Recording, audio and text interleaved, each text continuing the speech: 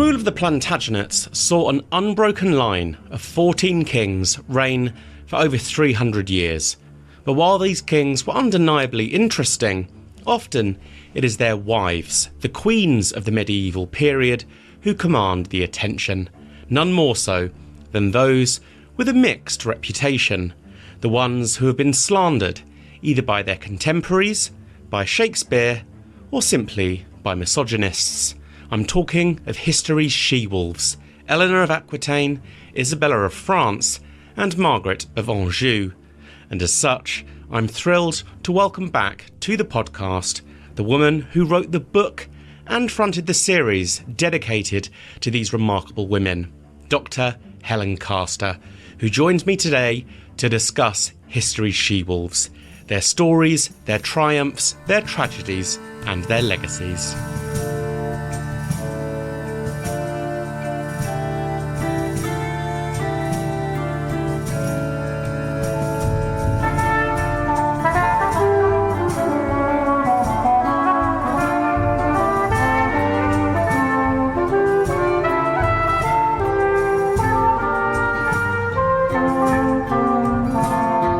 Welcome back to the Tudor Chest Podcast, episode 114, She-Wolves, the women who ruled England before Elizabeth, with Dr Helen Castor.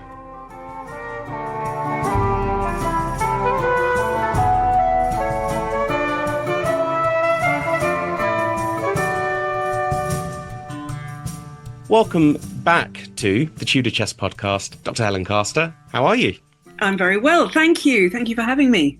You're very welcome. You're here to talk about some of the most remarkable women from English / European history, the she-wolves, based on a book that you wrote some time ago now that I credit with falling in love with that window of Plantagenet history.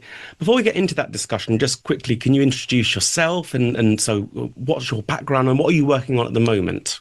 I usually say medieval historian, but what I do is look at the period, broadly speaking, between 1100 and 1600. So I move on into the Tudor century from the background of the medieval period. I used to be an academic. For the last 23 years, I've been writing books for a general readership and loving every moment of it. My most recent book, The Eagle and the Heart, was about Richard II and Henry IV, cousins, one of whom deposed the other in the late 14th century. And my next book is going to be a full-length study of Elizabeth I, so I'm going right to the very end of the period that I feel I can deal with, and one of the most extraordinary women in world history, I would say.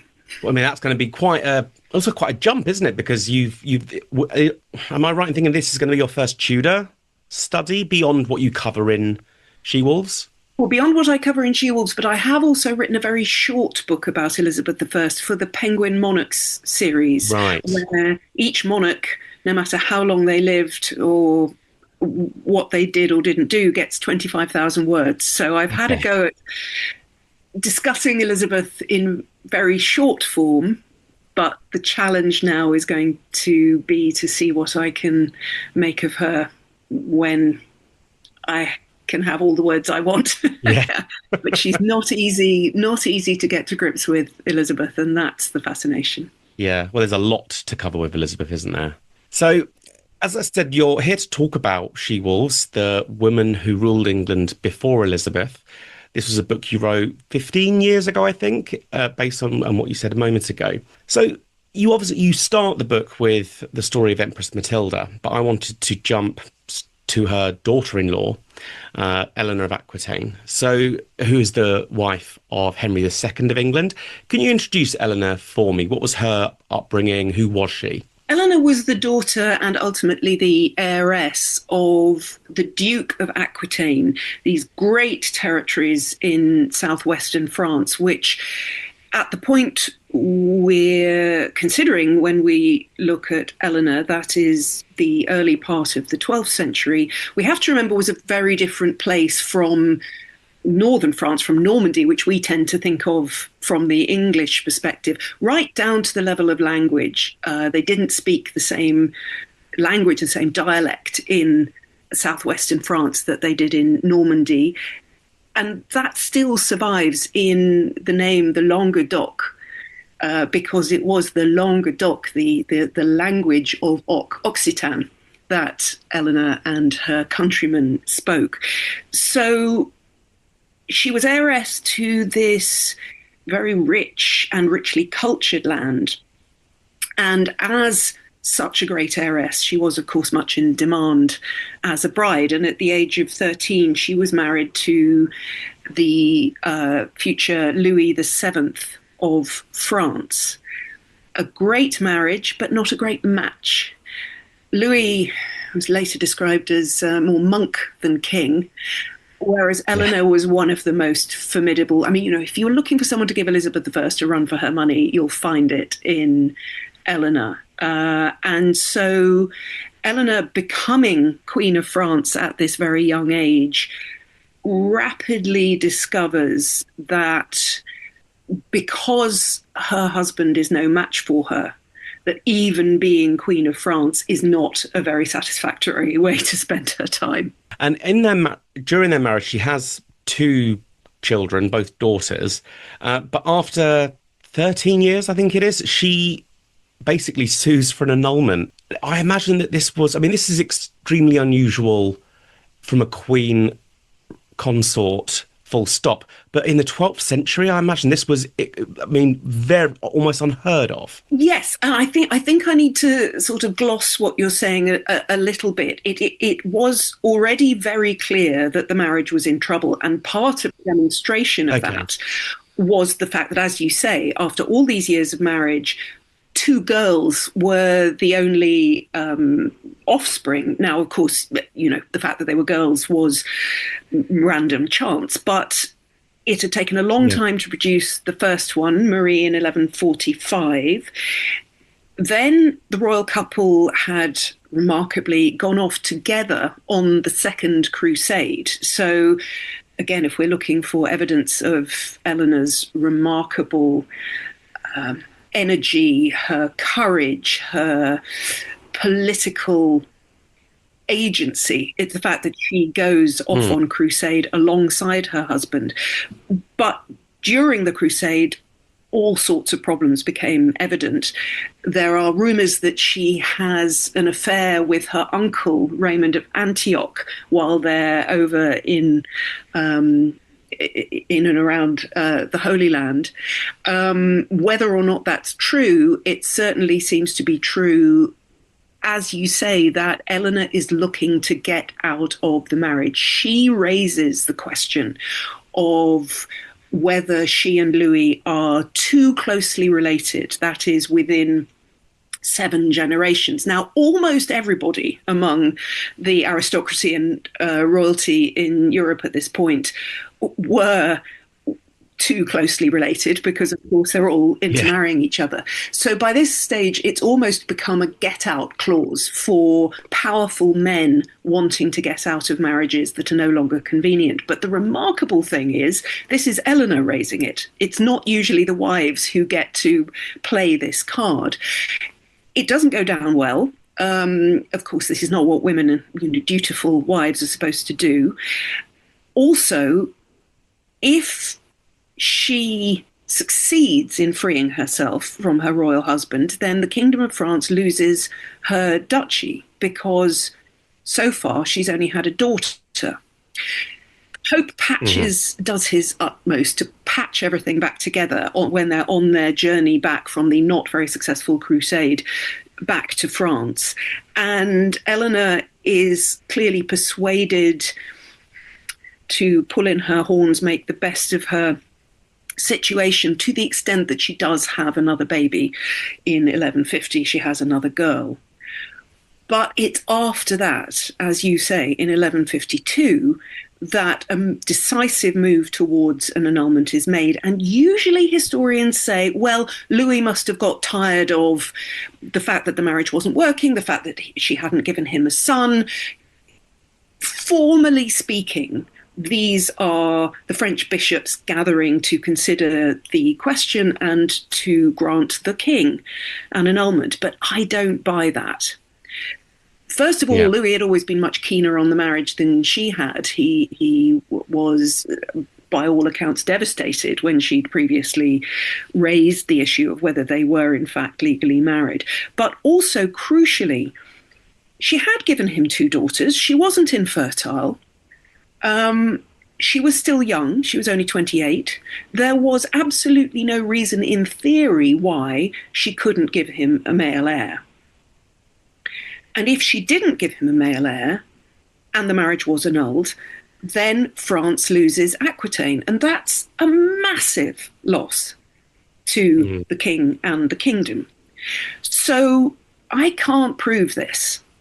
But as far as I can see, the one who wants out of the marriage is Eleanor.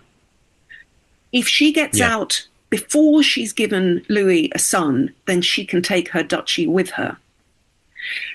And it's not in Louis's interest to let her and Aquitaine go, unless she's played a trump card.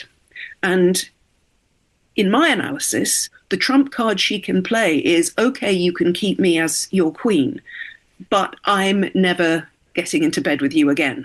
And if I don't get into bed with you again, you are not getting a son. France is not getting an heir. The future of France is thrown into doubt anyway. Let me go and let my duchy go with me. You get to marry again. You get to have a son. We'll go our separate ways. That is the only way I can make sense of what happens in 1152, because the annulment is granted, and 8 weeks later, something else very dramatic happens. Yes, and I think actually what Eleanor does next supports your conclusion, your theory, because she writes to the only other man who can keep her, I suppose, in the estate of which she is now got used to. So what does she do? She marries the 19-year-old who is about to become King of England. This is Empress Matilda's eldest son, Henry, soon to become Henry II of England. And I think we should note that Eleanor has met him, because he has just the year before visited the French court. Now, there are no accounts of their eyes meeting across a crowded room. Obviously, novelists have made great hay with this meeting over the years, but it is clear that something happened, because a gap of only 8 weeks between the annulment being granted, Eleanor riding off to her city of Poitiers, one of the main cities in her ancestral lands, and then marrying this 19-year-old soon-to-be king, who is every bit as forceful a character as she is. You can see why novelists have seized upon this with enthusiasm and alacrity. And I think what makes this so not unique, but certainly quite unusual, is the fact that these sorts of things are usually negotiated by ambassadors, by family members. This is a union of two adults coming together. And the fact that it's, to the best of my knowledge, initiated by Eleanor, that's quite unusual, isn't it? It is vanishingly rare. Almost everything about Eleanor, when you look closely at it, is vanishingly rare. And, she's 9 years older than her new husband. She has just stopped being Queen of France, and very soon, through marrying Henry, she's going to become Queen of England. I mean, how many other women can we point to in European history who give up one crown only to acquire another? I mean, this does not happen, let alone happen in the 12th century. But Eleanor, I was about to say, was a force of nature, but that makes her sound, in a sense, unsophisticated. She was anything but unsophisticated, and one of the most able and intelligent women you will find across the Middle Ages as a whole. Yeah. And as Duchess of Aquitaine, in her own right, was Eleanor more politically active than most medieval queens? And that, I suppose, is a reason why she was also so powerful. Short answer is yes. The slightly longer one is that she was very busy for the first 15 years or so of her marriage, having children. Mm. We can only imagine what Louis VII of France must have thought as messenger after messenger came over from Henry's lands to say, well, she's had another one, my lord. Son after son after son, and daughters as well. This was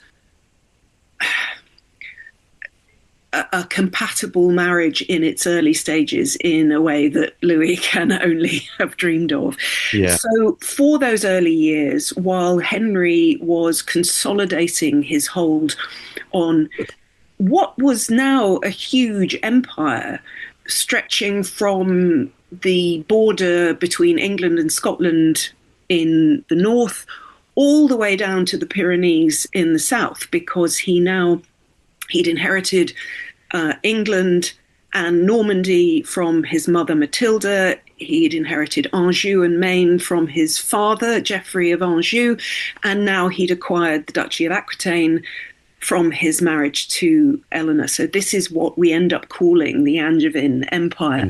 Yeah. And Henry was a phenomenal and formidable ruler, constantly on the move to assert his authority through all these territories, while Eleanor was providing him with a huge brood of children, and in particular these soon to become unruly sons. So it's not that she immediately steps into the limelight as a political figure, but from the late 1160s, once she's reached the end of her childbearing years, and also once it's become clear that Henry is going to have to think about the slightly longer term future of how this empire is going to be ruled, that Eleanor steps again into the political spotlight, because Henry's plan is that he's going to divide up these territories to form inheritances for more than one of his sons. Yeah. So the oldest, Henry, known as the young king, because by French tradition he gets crowned before his father has died. So there are sort of two crowned kings in the Angevin lands at the same time. Henry is going to have England and Normandy and Anjou. Geoffrey is married to the heiress to the Duchy of Brittany, so he's going to have Brittany. But Eleanor's inheritance, the Duchy of Aquitaine, is going to go to the second oldest son, Richard. Mm-hmm. And so Richard and Eleanor go off to Aquitaine so that Richard can be brought up in the lands that he's one day going to rule as Duke of Aquitaine, and Eleanor can be there as Aquitaine's Duchess to be her husband's representative in those lands and bring up their son into this part of his inheritance. Yeah. I was going to ask you about that, actually, because things like the film The Lion in Winter and these perceptions over time is that as they grew, as their sons grew, they had 5 sons, but 3 lived to maturity. But as their children grew, there appears to have been this relationship change where between Eleanor and Henry, where their preferences for their children really start to emerge, with Eleanor very much sort of supporting Richard, Henry having a lot of love for John, his youngest. Is this true? I mean, is that suggestion that their preferences for their sons really begins to separate, and that's sort of what kickstarts problems in their marriage? It's interesting, isn't it? Because I think, particularly with such a turbulent and characterful family as this, it is always tempting to reach for emotion as the primary driver of events and particularly conflict. And it is certainly true that these were all larger than life characters. And what I love about The Lion in Winter is precisely that you see a family Christmas going wrong in the way they do when you have all these characters in the room at the same time. We should say that The Lion in Winter is most certainly not historically accurate in every detail, but it is a fantastic watch. I think that tendency to reach for emotion is particularly strong when you come to Eleanor, because she's female. And we do, historically, culturally, like to explain women's actions by their tempestuous emotions. And the other story, of course, that gets told about Eleanor's breach with Henry is that it's driven by his relationship with the fair Rosamond Clifford, his mistress, and so on, and that Eleanor was outraged by this and therefore decided to break with Henry and rebel against him. I think we can dismiss the story of the mistress. Kings had mistresses. Eleanor was certainly worldly wise enough to know that. Yeah. By the time open conflict developed between her and Henry, she'd barely seen him for a few years because she'd been in Aquitaine. He'd been elsewhere, rampaging around his lands as he did. It is certainly true that their sons were centrally involved in the conflict that developed between them. But I think we have to look at the politics of it, because what Henry was doing during the late 1160s, the earlier 1170s, was promising a sort of delegation of authority to his sons and to Eleanor as part of that process within this great empire. So the young king, Henry, the oldest son, had already been crowned and he'd been told what his inheritance should be. Richard knew he was going to be Duke of Aquitaine, and again, he had been more or less installed there with Eleanor at his side. Geoffrey knew he was going to get Brittany, but what was going to happen to John, that wasn't clear. John was small. John Lackland, we usually think of him as being called Lackland because he lost lots of his lands later when he was king. But actually, in origin, it derives from this time in his life when it wasn't clear what bit of the inheritance there would be left for him. But the difficulty was Henry II, the father, had indicated that this was his plan. He was going to delegate. He was going to hand over. It was going to be a family firm, if you like. But control freak that he was, actually handing over power was something he found a lot harder than saying what his plans were. And by 1173, he had managed to alienate, because of this, well, you can have this, but actually, no, I'm not going to hand it over, not only his sons, but Eleanor too. And so when conflict breaks out, you're absolutely right that there is a difference of perspective of what should happen to their sons. And that John, who was later said to be Henry's favourite, is intrinsically involved, because one of the flashpoints, the catalyst for this conflict, is that Henry's trying to arrange a marriage for John and is proposing to give, as part of this marriage settlement, 3 castles in Anjou that have already been promised to his eldest brother, who is, of course, outraged by the idea that these castles might then be taken away from his inheritance to make up a marriage for his baby brother. Yeah. So the family dynamics are in there, but I think we have to situate it in terms of the fact that Eleanor was an intensely political thinker, actor, and intensely committed to the future of her own duchy and to her son Richard's future as its duke. This is not just playing favourites with the children. This is actually about the future of the family as rulers of this empire in Western Europe. Yeah.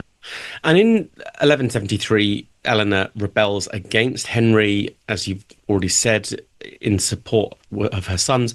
What did that actually look like in the terms of what Eleanor was doing? It's a really interesting moment, isn't it? Because, as always in these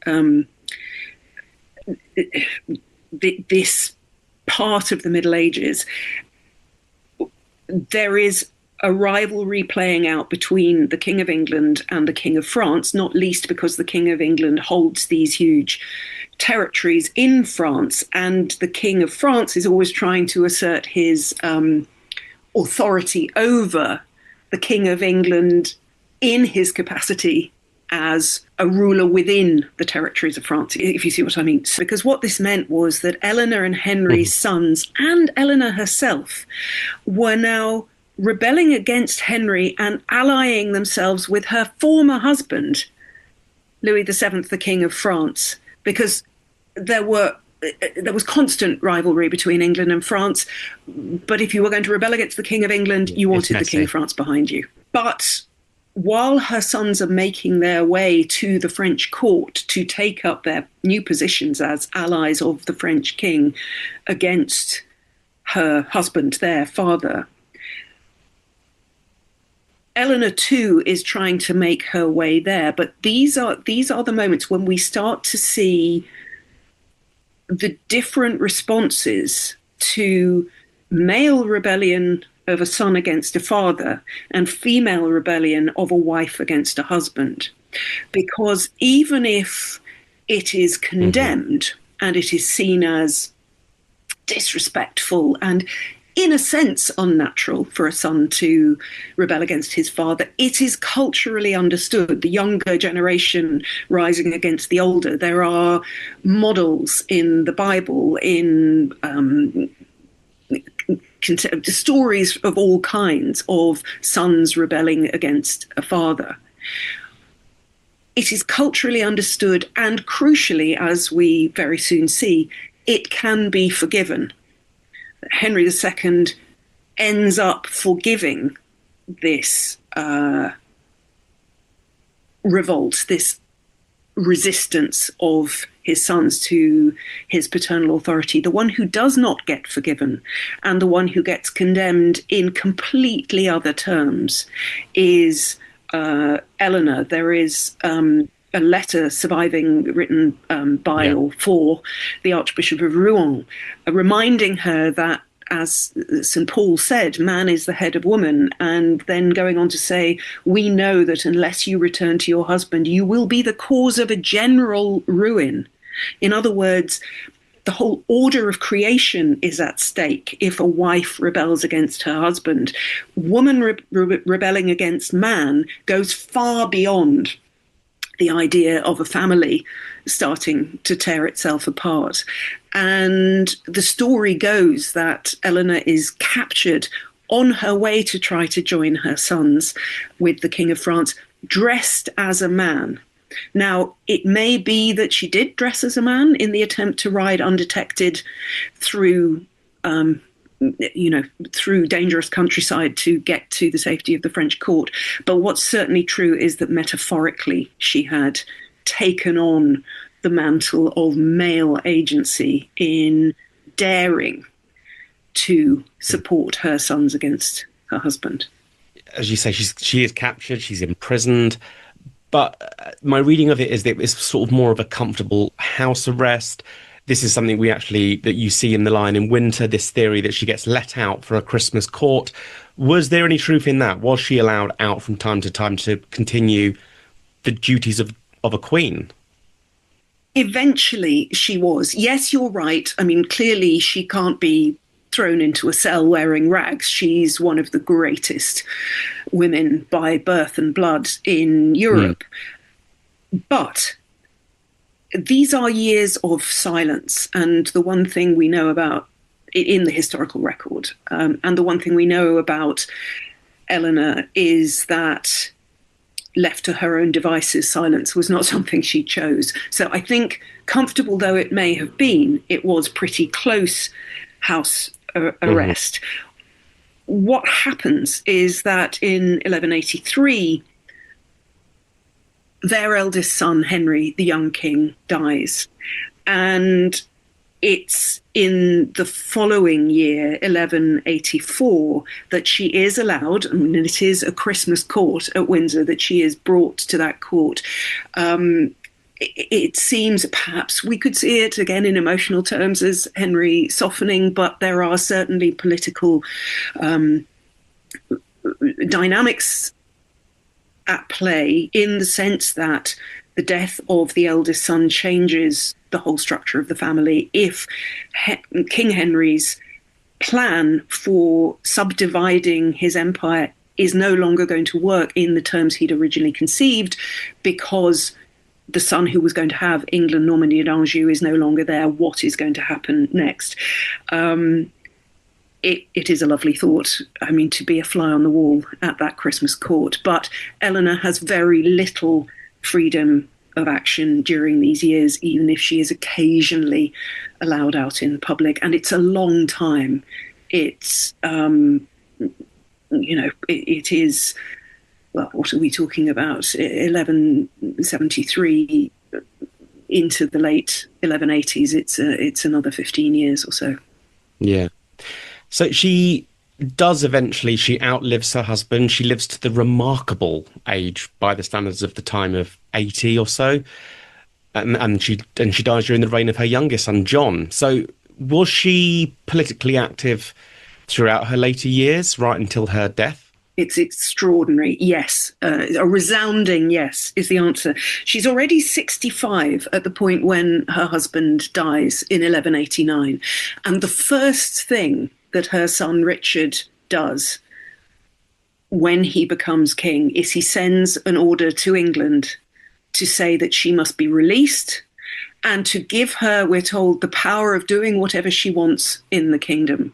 In other words, after these 15 years or so of echoing silence from Eleanor, she has not been able to do anything. She's barely been able to move. She's not been able to speak. Suddenly, Richard has her favourite son, as we're always told, but certainly the one she's closest to, the one she's spent those years in Aquitaine with. Notably, Henry's plan for dividing up the inheritance has not worked. Richard is absolutely adamant, as Eleanor was before, that he must inherit Aquitaine and England and Normandy and Anjou, and that is what he does. The other thing, of course, we know about Richard the Lionheart, as we know him, is that his plans involved, as soon as he could, going off on crusade. Mm-hmm. And his plan for the lands he left behind was that his mother should play a leading role in their government while he was away. And that is, in fact, what she did. She wasn't ever formally regent, but she played an absolutely crucial role in keeping government going in England and the rest of Richard's territories, in saving England from the machinations of Richard's younger brother John, in fact saving John from himself, and then after Richard got captured and imprisoned on his way back from crusade, in raising the vast ransom that was required to secure his release. Eleanor, I mean, at a distance, because Richard spends so much of time away from his lands in England and Normandy, but Eleanor is Richard's right-hand woman throughout these years. And then again, after John inherits in 1199, again, John needs Eleanor. John was not a stupid man, but he didn't have a political brain like Eleanor's, and time and again you see him needing her. She was also travelling extraordinary distances. In Richard's reign, she'd gone all the way to Navarre to pick up Richard's bride, Berengaria, bring her back to Sicily, to marry Richard, where he was already on his way east. And then in 1200, she's in her, what are we talking now? She's in her late 70s at this point. She again goes all the way south to Castile to collect one of her granddaughters, who is going to be married to the heir to the throne of France. So it's her physical strength as well as her political acumen that is truly, truly extraordinary. Utterly remarkable woman, for sure. Moving on to Isabella of France, the wife of Edward II. Introduce her for me. And what point does she enter English history? January 1308. Very young girl, the only daughter of Philip IV of France, marries the new King of England, Edward II, who has only been king for a few months by this stage. They are a beautiful couple. This is a marriage made at the highest level, the only daughter of the King of France marrying the King of England. And given that those two crowns are perennially at odds, this is a very significant treaty.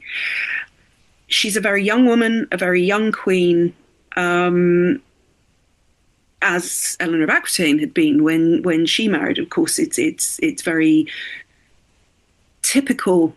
The higher you go up the social hierarchy, the younger women tend to be when they get married, and that's certainly true of Isabella. So it's not that she bursts fully formed onto the political scene, but she too is a woman whose political significance within English politics grows and grows and grows over the decades of her marriage. Yeah. And Edward II's reign is most famous for his favourites. Looking past Piers Gaveston, I wanted to jump to the Despensers, because I think this is also where we really start to see Isabella emerge as a real political figure. What were the political tensions that were being caused by the Despensers against the rest of the nobility, and what was Isabella's role within that?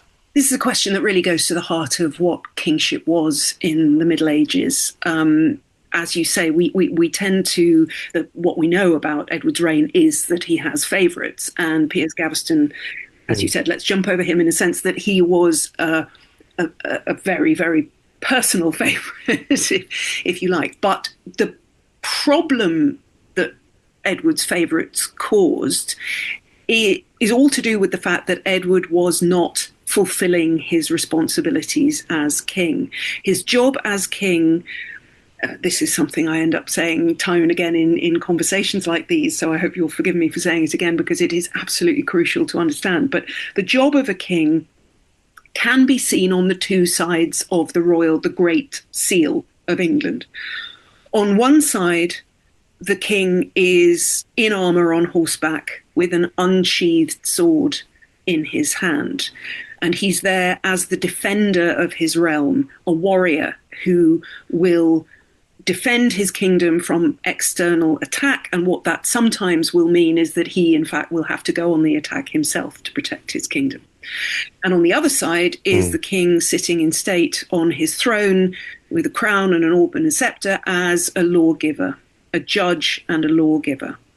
And what Edward had shown time and again already by the 1320s was that if it was a choice between the things he really ought to be doing and the things he wanted to be doing, he'd choose the things he wanted to be doing, even if it meant ignoring immediate terrible threats from Scotland, even if it meant not listening to the urgent counsel of his barons about what the threats and the dangers facing the kingdom were and what the needs of the kingdom were.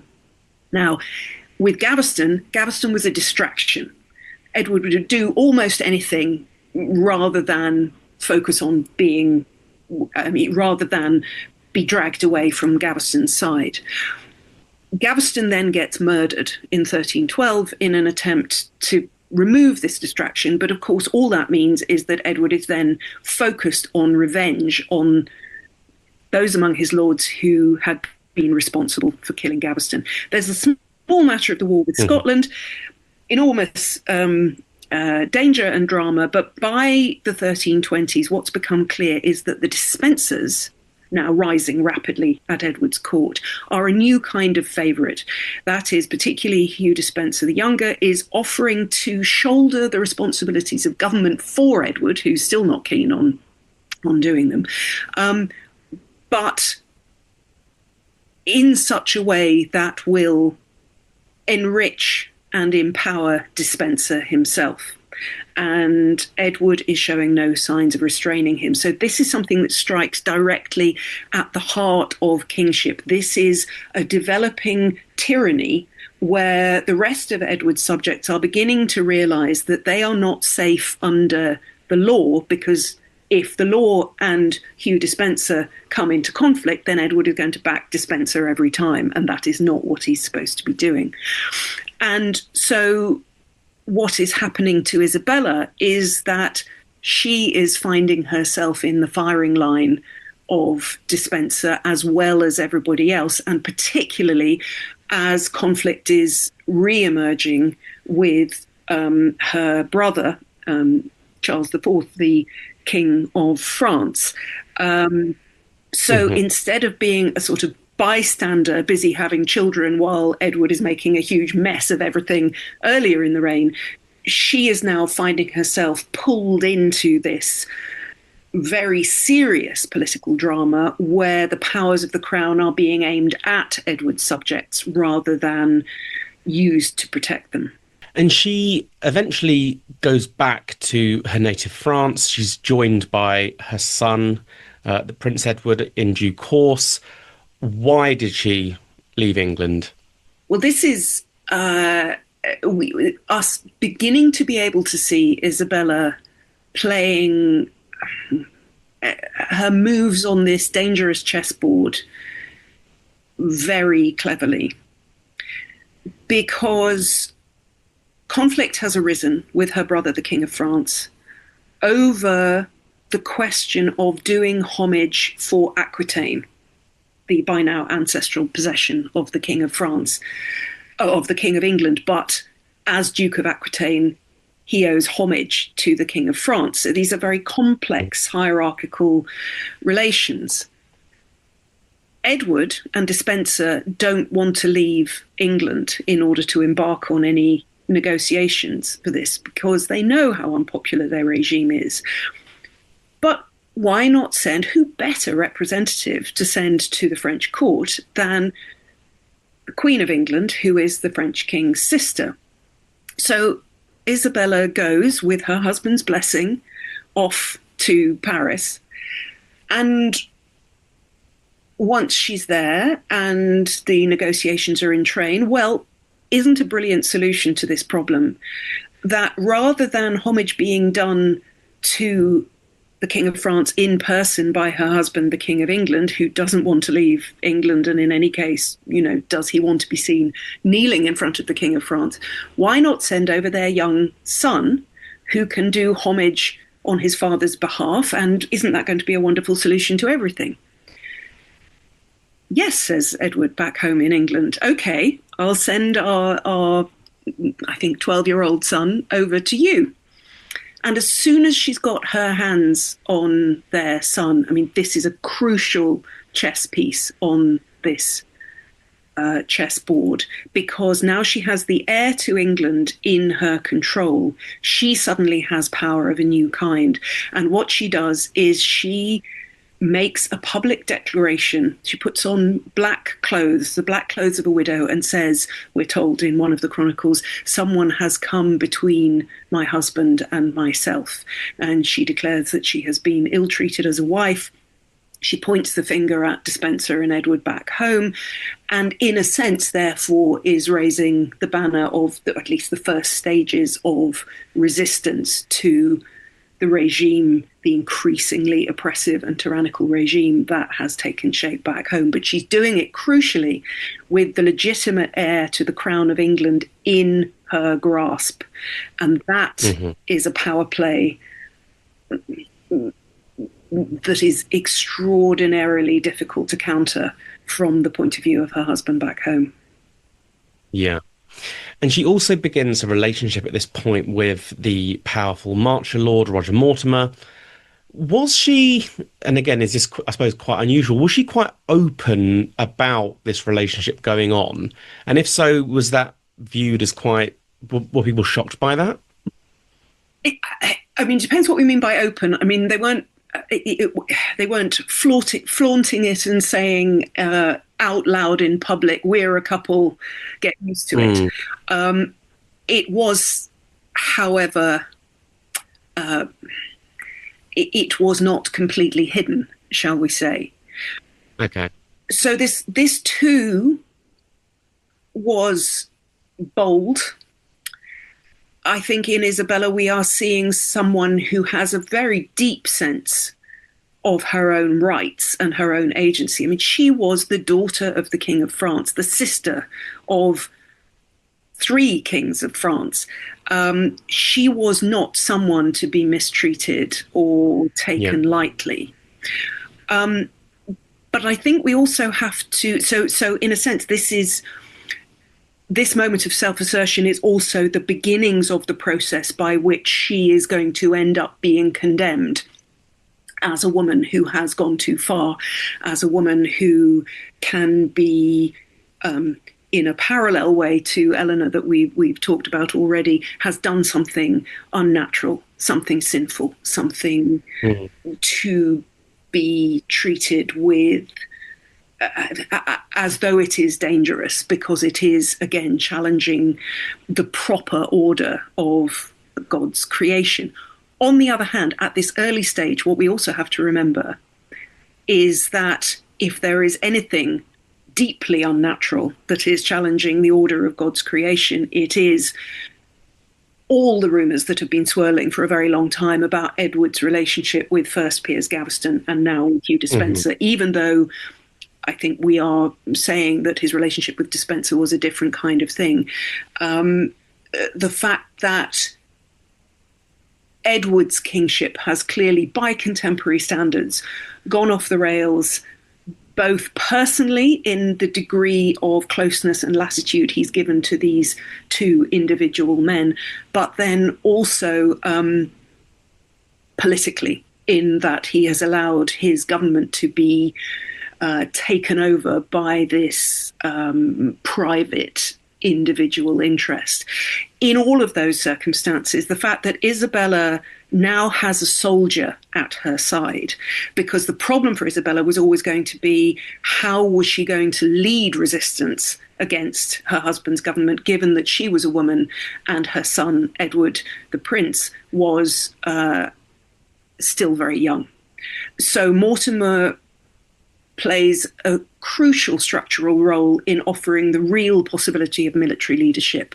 And that combination of the legitimate bloodline of the royal family, a wronged queen, and a soldier taking up his sword to defend rightful government and the rightful queen and the rightful heir to the throne, proves a very compelling combination in those immediate circumstances of 1326.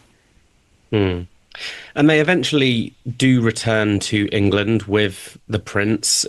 Edward II is ousted from the throne, and Edward III becomes king, but something of a puppet king in many respects to Mortimer and his mother. Is this the window where Isabella is given that moniker and becomes known as the She-Wolf of France? And if so, why? Technically speaking, strictly speaking, it's not till 1757, I think, that she called the She-Wolf of France in a poem by Thomas Gray, which is dealing with this period of history. And there is a Welsh bard issuing a curse on Edward II and saying, this is what's going to happen to you, the She-Wolf of France, mangling her mate with, so the actual image, it takes a while before it's applied to her. But the trope, I think, why I ended up calling my book this, is you can see the pattern that a woman who steps out of the line of the submissive, chaste, virtuous helpmeet to her husband. As I say, it works in that moment of 1326 because Edward II's government has gone off the rails so badly that, in fact, when Isabella and Mortimer and young Edward appear back in England, no one lifts a finger to defend Edward II's regime. They are welcomed as liberators from the oppressions, from the tyranny of what Edward II and Despencer have been doing. But, as you say, once Edward II has been deposed, particularly once he has died mysteriously in Berkeley Castle, in other words, clearly been killed because you cannot afford to have an ex-king hanging around the place, even under lock and key. Then the question is, what are Isabella and Mortimer going to do with their power? And here's where Isabella's sense of entitlement takes over, and the political nous that she clearly has up to a certain point deserts her, because what they end up putting together is a regime that doesn't look all that dissimilar to what Despenser had been doing at Edward II's right hand. The king, Edward III, who's 14 when his father's formally deposed early in 1327, is, as you say, too young to rule for himself. At the beginning, he's a puppet. So Isabella and Mortimer beside her are ruling in Edward III's name. But by 1330, it's become clear how grasping their regime is, how self-interested, how by this stage Edward III is now 17, is now old enough that he should be being brought into government, and he isn't. And it's young Edward, just before his 18th birthday, who launches an extraordinarily effective coup with a group of young nobles around him to remove Isabella and Mortimer from power, to remove Mortimer, in fact, from life, and to send Isabella into a very luxurious but very non-negotiable retirement. I see, okay. So turning to the last of the queens that I wanted to discuss today, which is Margaret of Anjou. Can you introduce Margaret? How was she related to the French royal family? I don't believe she was like core. It was slightly adjacent, but she was definitely a member of the royal family of France. She was a member of the royal family of France, and she came into play as a potential royal bride for Henry VI of England in the early 1440s, at a point where the very long-standing war between England and France that had been started by Edward III's claim to the crown of France, that had come from his mother Isabella, had reached a particularly knotty stage. I mean, it had been knotty all the way through, but it was particularly knotty at that point. And what was under discussion was a truce, because the fundamental issues about whether or not the English king's claim to the throne of France was, that's something you can't find a compromise on. So finding a permanent peace had never been possible at any of the stages along the way. But they're trying to find a way of brokering a truce. And Margaret comes into play because she is royal, but she's not centrally royal, if you like. Her aunt, she's the daughter of the Duke of Anjou, who is the descendant of a cadet branch of the Valois royal family. Mm-hmm. And her aunt, that is the sister of the Duke of Anjou, has married the King of France, Charles VII. So her aunt is the Queen of France, and she is also a distant cousin of the King of France.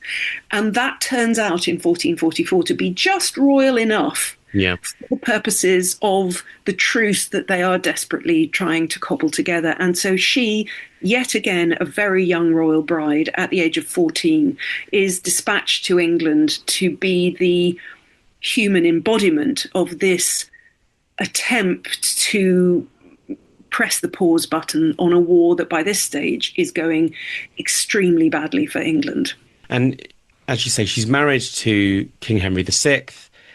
Henry VI is famously a rather ineffective, at points disastrous king. And maybe, for want of a better term, there is maybe this perception that Margaret almost immediately begins to wear the trousers, as it were. Is that actually accurate? I don't think that's very fair on Margaret. She's a very young woman thrown into a new country, a very complex political situation. As you say, with a husband who, a terrible king, but not terrible in the way we've been used to earlier in the Middle Ages. That is a king who has really bad ideas and tries to carry them out. The problem with Henry VI is that the king is supposed to be in charge of government. He's supposed to act. He's supposed to make decisions. And all Henry VI seems to do is drift around the place saying yes to any question that's asked of him. It's quite a difficult kind of terrible kingship to put a finger on, because if you're the one asking the question and yes is the answer you want, it might actually seem, well, that seems all right to me. But when you discover that he's saying yes to absolutely everybody who can get to him, gradually, this lack of decision-making, this lack of judgment, this lack of direction becomes deeply problematic. He too is young. He's only in his 20s at the point where they marry. But and he'd become king at the age of 9 months. He's the son of the great warrior, one of the greatest men ever to rule England, Henry V. But sadly, he seems to have inherited much more from his maternal grandfather, Charles VI of France, who was mentally ill and had long periods during his reign of psychotic episodes where he was not rational at all. Whatever that mental illness was, it seems likely that some form of it had passed down to his grandson, Henry VI of England. And though the Lords of England had managed to keep government going during the long years of Henry VI's minority, because at least it was clear then that the king couldn't rule and they would have to keep everything going. The problem by the 1440s was that the king was clearly old enough to rule and he was not stepping up. And that's the world into which Margaret is thrown in at the deep end. At that point, the government was more or less being run by one senior nobleman, the Duke of Suffolk. And in fact, the Duke of Suffolk's wife, Alice Chaucer, the Duchess of Suffolk, seems to have taken quite a leading role in helping to guide and look after young Margaret of Anjou during these first years of her marriage. And Alice Chaucer is one of the most extraordinary women in the whole of the 15th century. I think she was the granddaughter of the poet Geoffrey Chaucer and one of the best politicians in the whole of what turned out to be the Wars of the Roses. So Margaret is learning the ropes in these early years, but politics is getting more and more, the conflict within English politics is getting more and more uncontainable. She is not producing an heir. One suspects that producing an heir when Henry VI is your husband is not that easy, but she is learning. She's learning what this dangerous and increasingly distorted political world into which she's landed is all about. And she does eventually fall pregnant, but it's when she's pregnant during a period in which Henry has slipped into almost what appears to be sort of like a catatonic stupor. In that time, in that windows when he's out of it, what was Margaret doing? Did she try and rule as a regent? What was going on with her at that window? Well, this is that there are two periods when Henry is in the early 1450s, where Henry becomes completely, clearly incapable of ruling, as opposed to just not being very good, not clearly enough incapable of ruling as he was the rest of the time. And you're absolutely right. It's during the first of these, on the 13th of October 1453, that the feast of Edward the Confessor, the Saint King of England, that she gives birth to their son, who is named Edward. And yes, once her son has been born, Margaret steps forward into the political arena on the basis that if her husband is incapacitated and her son is a baby, then she, as the wife of the king and the mother of the future king, should play the leading role in the government of England. Now, from her point of view, this makes complete sense. There are precedents in France. Eleanor of Aquitaine's granddaughter Blanche of Castile had acted as regent for her son Louis IX. And there were precedents in Margaret's own family. Her own mother, and particularly her grandmother, a very, very formidable politician called Yolande of Aragon, had played key political roles while her father had been captured for a long time, but also her grandmother was one of those pulling the strings at Charles VII's court in France. So Margaret doesn't see any reason why able royal women should not be stepping forward at moments when royal men are incapacitated. The problem is there is absolutely no precedent for this in England. England does not have a history certainly not since the early 13th century, of regencies. It has precedents of regents not being appointed when kings were children, either Richard II in the late 14th century or her own husband, Henry VI, in the earlier decades of the 15th century. There had not been a regent in England. And if there were going to be a regent in England, none of the English lords think it should be this French woman who is there as their queen. So right from that moment onwards, there is conflict between how Margaret sees the political situation and her role in relation to her husband and son, and how the English lords around her see her self-assertion, which they are immediately on their guard against as, again, what is this woman doing stepping forward into a political situation that does not normally allow women to stand centre stage. Backstage is one thing. Soft power in the chambers and corridors of politics is one thing. But standing centre stage and saying it's my right to rule, that's not something that's going to go down well. And the relationship her relationship with the Duke of York, who emerges as, well, he is incredibly powerful. If you accept the York claim to the throne, he has a stronger position than her husband. Was their relationship always volatile? Again, in its earlier years, before conflict really erupts on the political stage, there's no obvious sign that they are at loggerheads. And I think we have to remember that it's not until 1460 that the idea that the Yorkist line has a claim that might challenge King Henry is actually brought out into the open.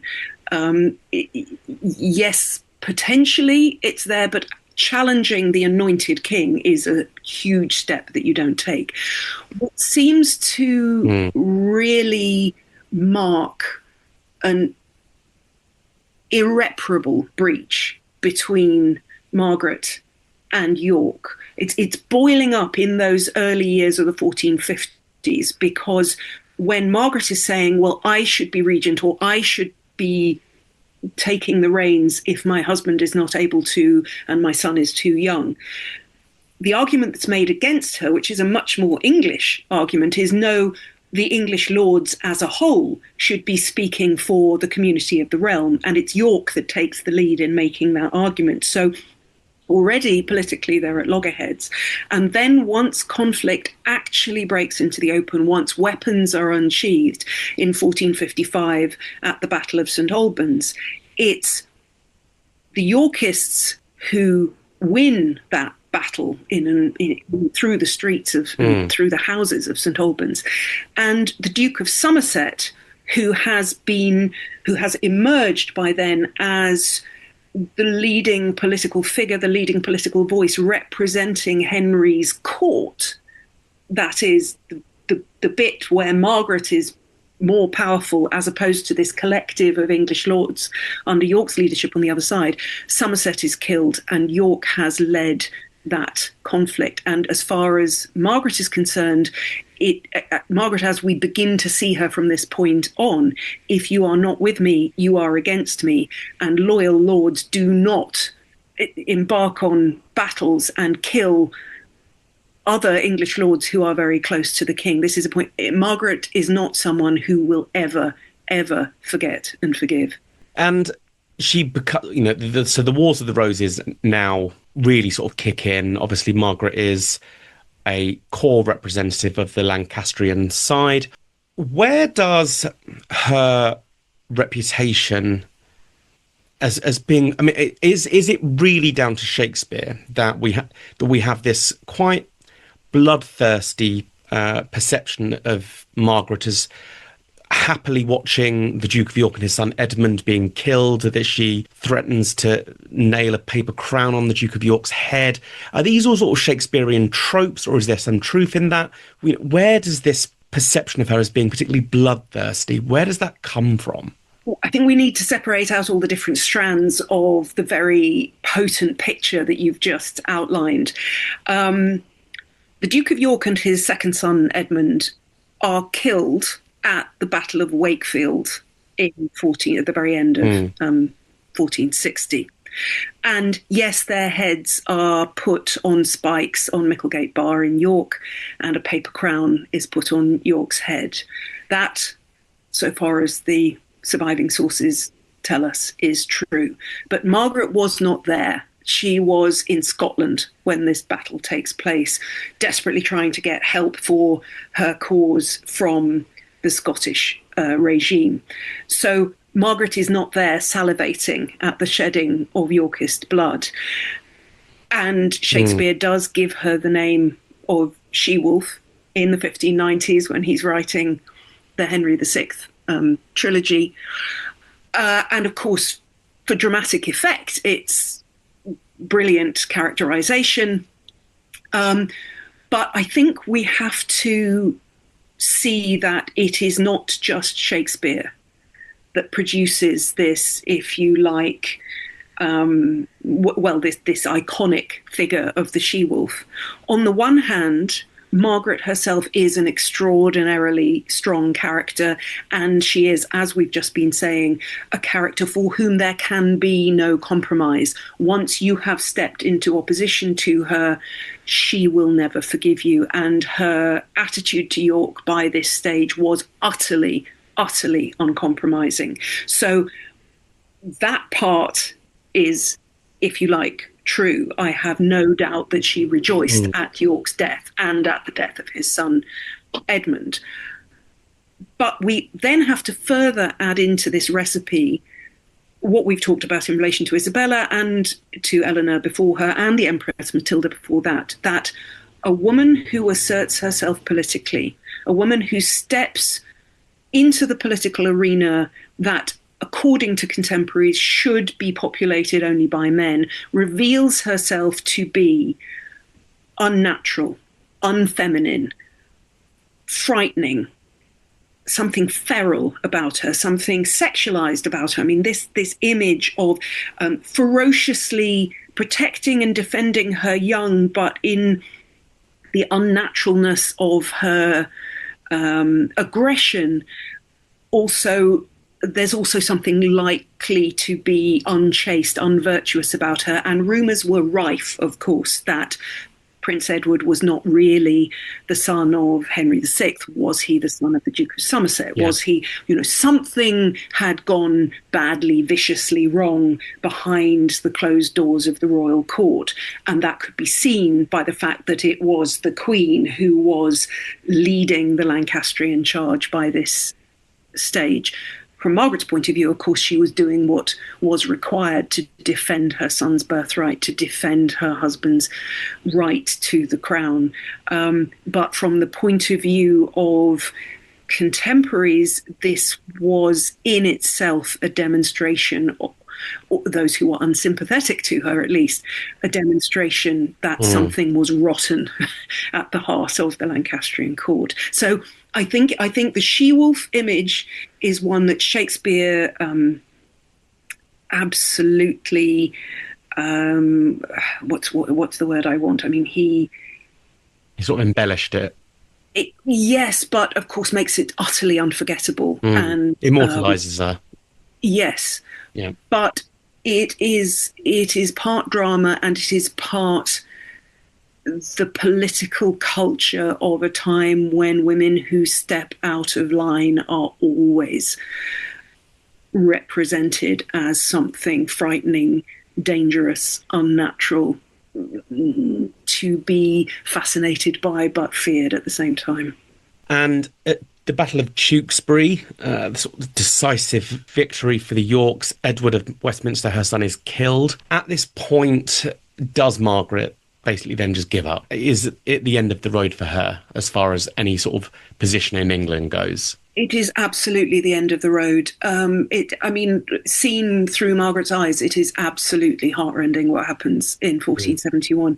She has, ever since his birth in October 1453, that boy has been the center of her world. Everything she has done has been for him, his right, his inheritance, his future as King of England. Finally, she's kept him safe. She's done everything she can at every possible step through all the vicissitudes, the reverses, the dangers. She's trained him. She's taught him, made sure he's taught to fight. She's taught him what his birthright is. Finally, he's 17 and he's going to have the chance to assert himself. He's going to reclaim the throne for his father and reclaim his inheritance. And the first time he steps onto a battlefield, he's killed. And very shortly after that, his father, Edward VI, a captive. It hasn't been the Yorkist regime has not killed Henry VI up till that point, precisely because Margaret has had her son safe elsewhere. Because if you kill the poor, pathetic prisoner in the Tower, you simply, in Lancastrian eyes, make Margaret's son king. And that is not what the Yorkists have wanted to do. But the minute Prince Edward is dead, they can kill Henry too. And at that point, Margaret has no further purchase left on the politics of England. The Lancastrian cause, to all intents and purposes, is dead and buried. She is taken prisoner. There's this, again, if one is inclined to have any sympathy for Margaret at all, terrible scene where she is brought a prisoner back into London in a chariot at the end of the triumphal Yorkist victory parade, more or less. She's kept a prisoner in England for 4 more years, for some of the time at least, in the custody of Alice Chaucer, the Duchess of Suffolk, the woman who had welcomed her to England as a young queen in the 1440s, and by now widowed Alice Chaucer. But I find that a comforting thought, at least. This was a very able woman whom Margaret had known for a long time.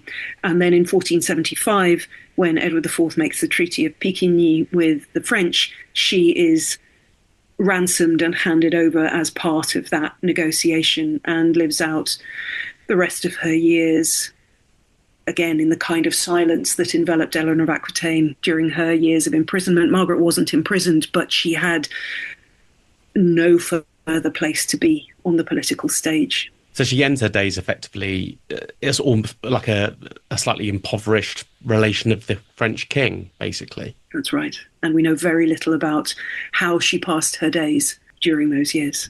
I see. Well, my final question, and I'm fairly certain I know what the answer is going to be, but had these women had the opportunity to be a queen regnant, who do you think would have been best placed to do that role well? Hands down, Eleanor of Aquitaine. Hands down. I think Isabella and Margaret were, in their ways, very impressive women, extraordinarily forceful women, political animals in many, many senses, but not with the breadth of vision and the depth of experience that Eleanor, certainly in the latter years of her life, brought to her political involvement. I think, Henry II was a pretty extraordinary ruler himself, but Eleanor's so much more impressive than him, I would say. Is it true that you mentioned earlier about the fact that he was always on the move? Is it true with Henry II that his legs were eventually bowed because he was on horseback so much? So we're told, and we're also told how fed up his courtiers got because no one could sit down if the king didn't sit down, and he never sat down. Yeah. I don't think his court was a relaxing place to be. Well, thank you very much for coming back on the podcast. This has been so fascinating. These are just some of the most remarkable women from history. So you said earlier that you're working on the book about Elizabeth I. Are you writing that at the moment? I should be. It's still in its very early stages. I'm trying to clear the decks enough that I can absolutely dive in and spend every minute writing. But I'm always slow with these things. I can't promise a delivery date, but she will eventually appear. Well, thank you very much again for coming back on the podcast, and we'll hopefully speak again at some point in the future. Thank you for having me. That brings us to the end of this week's episode of the Tudor Chest podcast. My thanks to Dr. Helen Castor for coming back onto the podcast, and my thanks to you, the listener, for tuning in each week. In next week's episode, I'm pleased to be welcoming historian Richard Anderton onto the podcast for the first time for a discussion based around his book, The Last Yorkists, Edmund and Richard de la Pole, a pair of brothers with a bit too much York royal blood to ever be safe at the courts of Henry VII and Henry VIII. That will drop next Thursday. If you've got any suggestions for future podcast episodes, future guests and so on, please do drop me a message either via Instagram, or if you're a subscriber on Patreon, you can drop me a message there. Thank you again for listening to the Tudor Chess podcast, and chat to you next week.